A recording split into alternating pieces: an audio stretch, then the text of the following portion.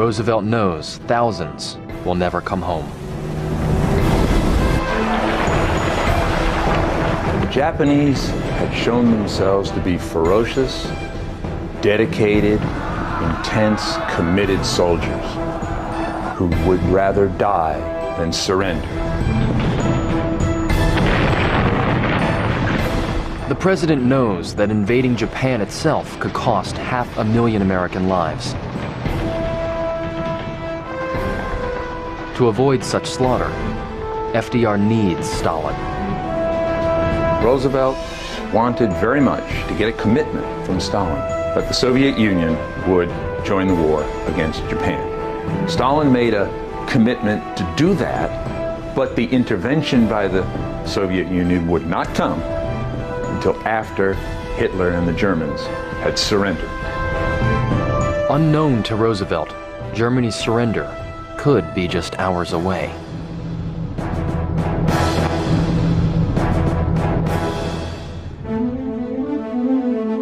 Late in the morning of July 20th, Colonel Stauffenberg heads toward his mission at Wolf's Lair: to kill Adolf Hitler. This was only the last of many other attempts which had failed or had never come to fruition. I know of at least 3 attempts my father had planned to do himself, of which 20th of July was only the last. Hitler has more lives than a cat. He's already survived at least 40 assassination attempts. Stauffenberg volunteered because he can get right next to Hitler.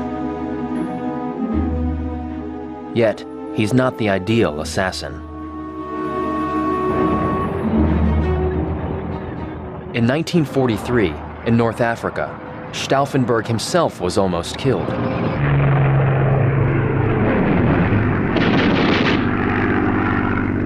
He was never the same man.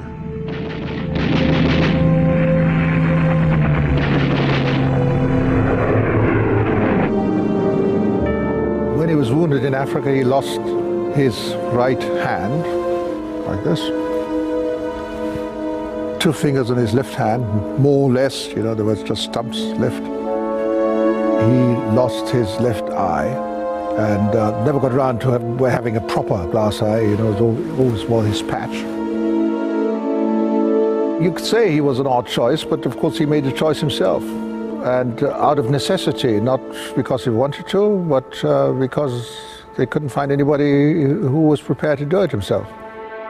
A crippled man, a sensitive bomb, a precise timetable. Stauffenberg is playing with dynamite. I mean, the whole plan was strewn with risks, no question. To the conspirators, Germany is the one at risk.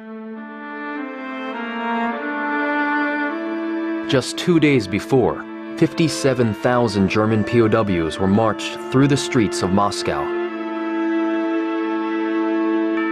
Living proof the war is lost.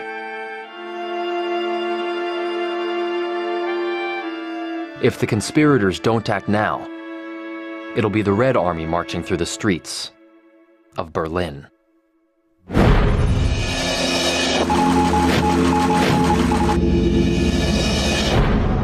In London, Prime Minister Winston Churchill worries about the fate of a Polish city. With the Germans retreating, Warsaw will soon fall into Soviet hands. Churchill knows that once Stalin gets something, he doesn't give it up. Only one man wields the power to curb Stalin. Any news from the President? Nothing today, but I'll go and check for you today. Thank you. Churchill wants Roosevelt to press Stalin for a meeting, to draw a new map of Eastern Europe, before Stalin's armies do it themselves. Colonel Stauffenberg reaches Hitler's secret headquarters. His meeting with the Führer is scheduled for 1 o'clock. Just enough time to prepare the bombs. Then, fate strikes. Inside his bunker, Hitler tells his secretary to change his schedule. After the briefing with Stauffenberg, the Führer wants to spend more time with his ally, fascist dictator Mussolini. Fräulein Schröder, die Lage wird deshalb bereits 12:30 beginnen. A sudden whim will change everything that happens next. Colonel Stauffenberg has smuggled 2 bombs into Hitler's secret compound. His timetable gives him an hour to arm them before he briefs the Führer. Stauffenberg is greeted by Field Marshal Keitel and a change of plans. The briefing has been moved up by 30 minutes. Stauffenberg's boss, Keitel, is one of the generals Hitler trusts most. Keitel, of course, didn't know anything about the planned assassination. Above all, he hopes that Stauffenberg would make a good impression on Hitler, because Hitler, given the mood swings he was suffering, needed something to pep him up.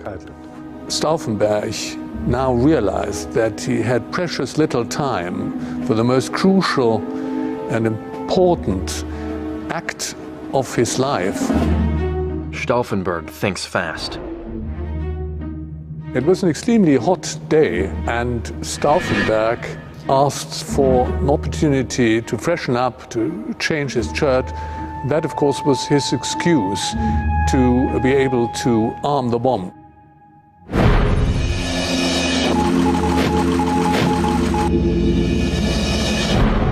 In London, Churchill holds his regular morning briefing with Field Marshal Alan Brooke and General Lionel Ismay. It's a shocker. Churchill is considering using poison gas on German cities. We can expect civilian casualties of up to 18,000 deaths a day. Churchill was an emotional man, and he could lose his temper very easily. For all that he inspired the nation, Churchill could be pretty tough on his staff and on his generals. Everybody used gas in the last war. Bombing open cities was regarded as forbidden then.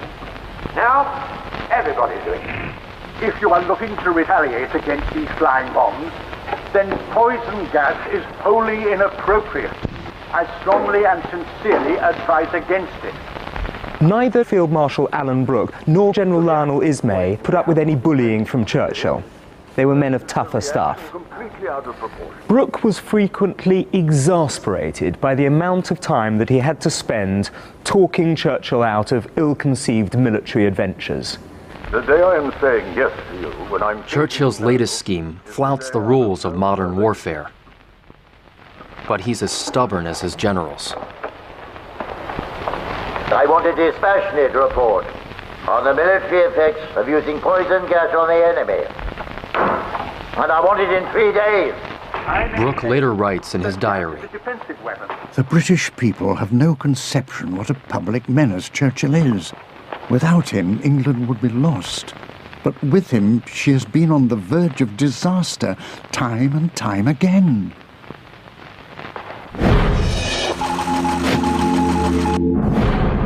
Just before noon, Stauffenberg and his co-conspirator, Vernon von Heften, enter a private room. On the other side of the Wolf's lair, Hitler gets ready for his briefing.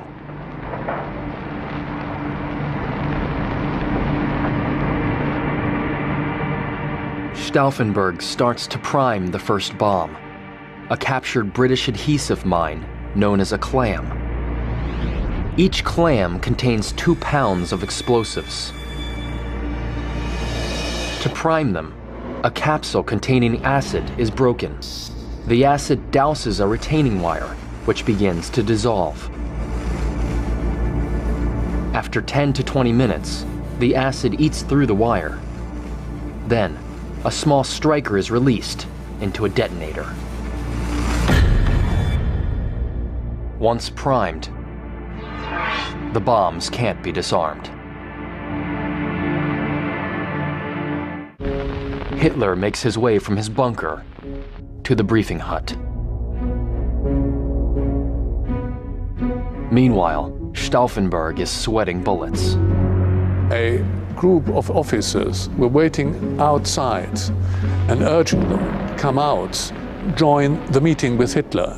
So they were under enormous pressure of time. Stauffenberg uses special pliers to break the acid capsule on the first bomb. All the fuses that I know have pretty specific timings. I wouldn't have liked to use this, I can tell you. I would have preferred another fuse. Stauffenberg prepares to break the acid capsule on the second bomb. An orderly is coming in and asks Stauffenberg to hurry on. He sees him putting one of the packages into his briefcase without though realizing what is actually happening. Stauffenberg panics and hasn't got the opportunity to arm the second bomb. Frantic, von Heften hides the unarmed bomb.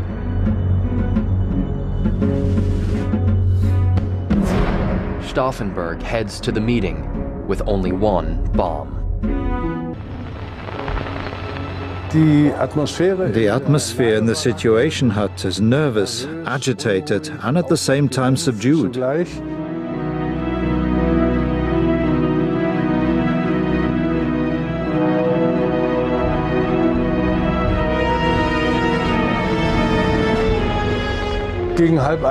Around 12:30, Hitler enters the hut where the situation is to be discussed. Meine Herren, lassen Sie uns diese Lage kurz halten. Heutinger, was gibt's Neues an der rumänischen Front?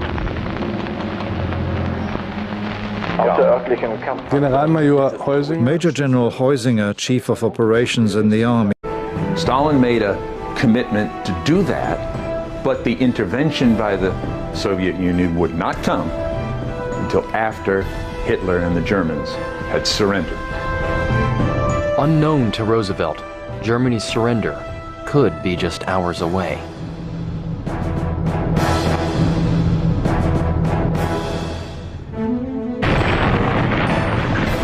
The president knows that invading Japan itself could cost 500,000 American lives. To avoid such slaughter, FDR needs Stalin. Roosevelt wanted very much to get a commitment from Stalin that the Soviet Union would join the war against Japan. Roosevelt knows thousands will never come home. The Japanese had shown themselves to be ferocious, dedicated, intense, committed soldiers who would rather die than surrender. Late in the morning of July 20th, Colonel Stauffenberg heads toward his mission at Wolf's Lair: to kill Adolf Hitler. This was only the last of many other attempts which had failed or had never come to fruition. I know of at least 3 attempts my father had planned to do himself, of which 20th of July was only the last. Hitler has more lives than a cat. He's already survived at least 40 assassination attempts. Stauffenberg volunteered because he can get right next to Hitler. Yet,